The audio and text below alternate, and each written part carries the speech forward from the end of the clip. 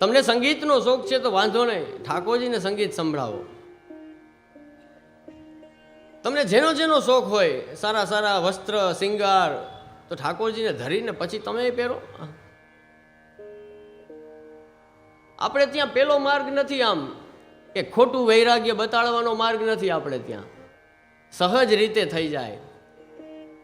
એક સંન્યાસીના ગુસાઈજીનો પ્રસંગ આવે છે કે ગુસાઈજી ને સંન્યાસી ત્યારે એ સમય આજથી 500 વર્ષ પહેલાં ગુસાઈજીને જોઈને કહે છે, આપણે તો બાળકોના બધાના ખૂબ વૈભવ હોય છે. હા, તો ત્યારે ગુસાઈજીનું દર્શન કરીને કોઈએ કહ્યું કે એ કહે કે સંન્યાસી, એ કે આ બધા આ કેવાના સંન્યાસી, આમને બધા ચણપસ કરે ને આને બધા ધર્મગુરુ તરીકે માને. આના તો કારણ કે ગુસાઈજી પાસે તો ઘોડો એ જમાનામાં કે ને અતિ જાતવાન મૂલ્યવાન, એમ આજની તારીખે 50 લાખ કરોડનો ઘોડો થાય એવો ઘોડો અહીંયા હતો. ગુસાઈજી પોતે ગોકુલથી આ નવનીત પ્રિયાજીની સેવા પહોંચીને શ્રીનાથજીની સેવામાં જતીપુરા પધારતા એ ઘોડા ઉપર. અત્યારે અમારી ગાડીની તો કાંઈ વેલ્યુ નથી. હા, એવા અમૂલ્ય ઘોડા ત્યારે શ્રી ગુસાઈજી પાસે રથ એવા એવા. તો એ દર્શન કરીને કોઈ સંન્યાસી કહે કે આ કેવાના સંન્યાસી, આટલો વૈભવ છે, આટલો મોટો સંસાર છે.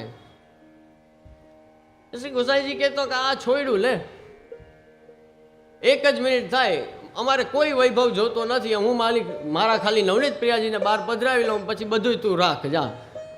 હવે તું તારું કંઈ છોડી શકીશ? સંન્યાસી પાસે તો શું હોય? કાંઈ હોય? કાંઈ ના હોય.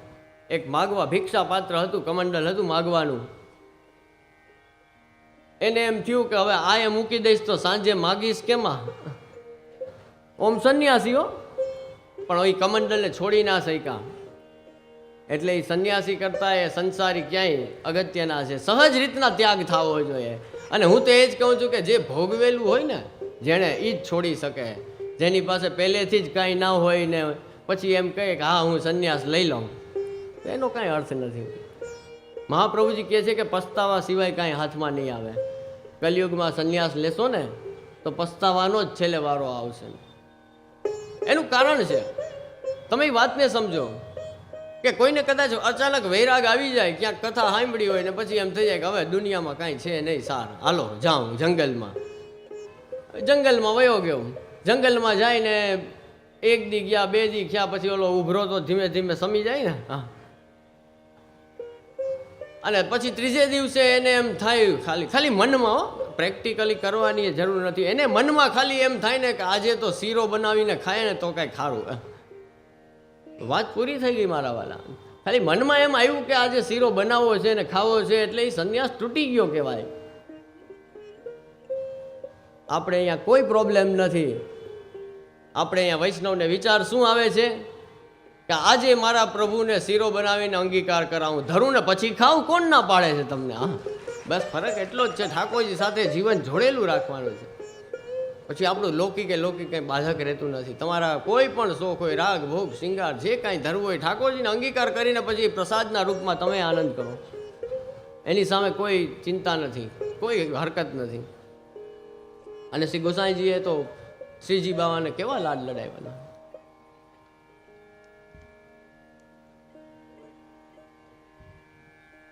એક સેવામાં શ્રીજી બાવાના સુખનો વિચાર શ્રી ગુસાઈજી કરે છે.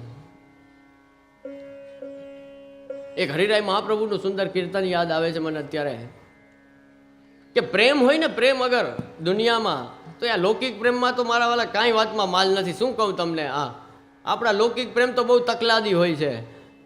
પ્રેમ જો કોઈએ કર્યો હોય તો, પ્રેમ જો જાણવો હોય ને, આદર્શ પ્રેમ કોને કહેવાય જો જોવું હોય તો, પ્રેમ તો શ્રીનાથજી બાવા અને શ્રી ગુસાઈજીનો જેવો છે ને એવો કોઈનો એ જોટો ના મળે. એવો પ્રેમ ગુસાઈજી અને શ્રીનાથજીનો.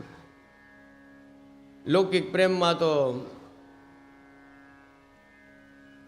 ઘણાની એવી સ્થિતિ આપણે જોઈએ જ છે ને. નવા લગ્ન થયા હોય ને ત્યારે તો બહુ પ્રેમ હોય, આમ કારણ વગરનો પત્નીને બોલાવી રાખે. હા, કાંઈ કામ ના હોય તો એ, કારણ કે એ બોલે તો એમ થાય કે આહા સિતાર વાગે છે. કારણ કે નવા લગ્ન છે, નવો પ્રેમ છે.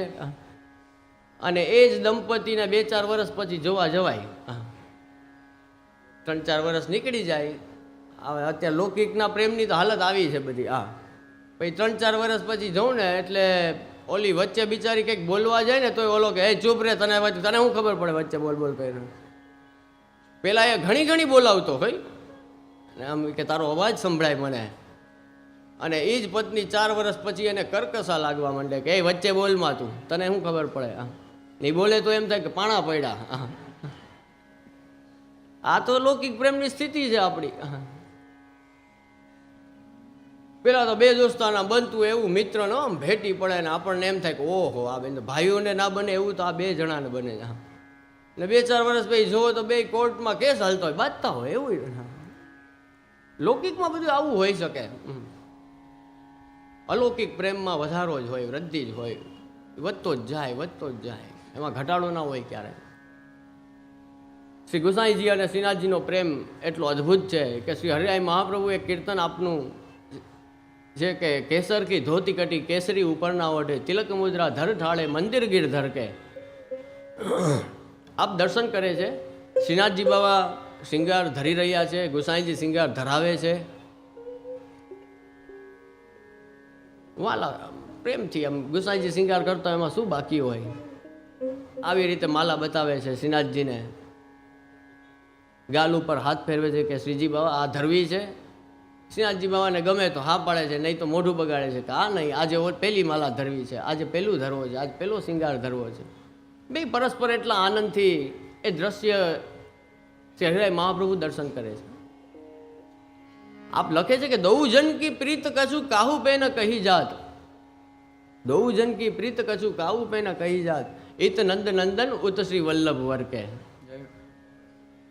અને છેલ્લા પદમાં શ્રી હરિરાય મહાપ્રભુ કહે છે કે કહે હરિદાસ મેં નિહારે દ્રગ ભર કે.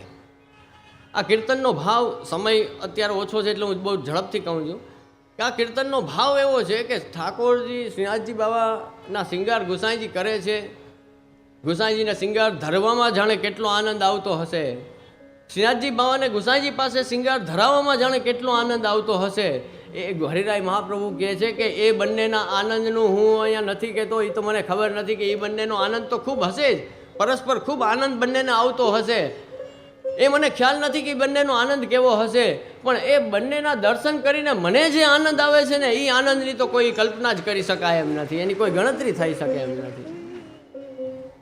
એટલે ગુસાઈજી સાથે એવો પ્રેમ છે કે જો આપણે ત્યાં એક બહુ સુંદર કીર્તન છે એનો આનંદ લઈએ થોડો, કે જેમાં ઠાકોરજી યશોદાજીને કહે છે, ઠાકોરજી આજે આખી દુનિયામાં તમે જુઓ તો યશોદાજી માટે કહેવાય છે કે યશોદાજીએ જેવી કાનુડાની સેવા કરી એવી કોઈ ન કરી શકે. એ જ ઠાકોરજી, એ જ કનૈયો અહીંયા જુઓ તો એ યશોદાજીને ઉદ્દેશીને કહે છે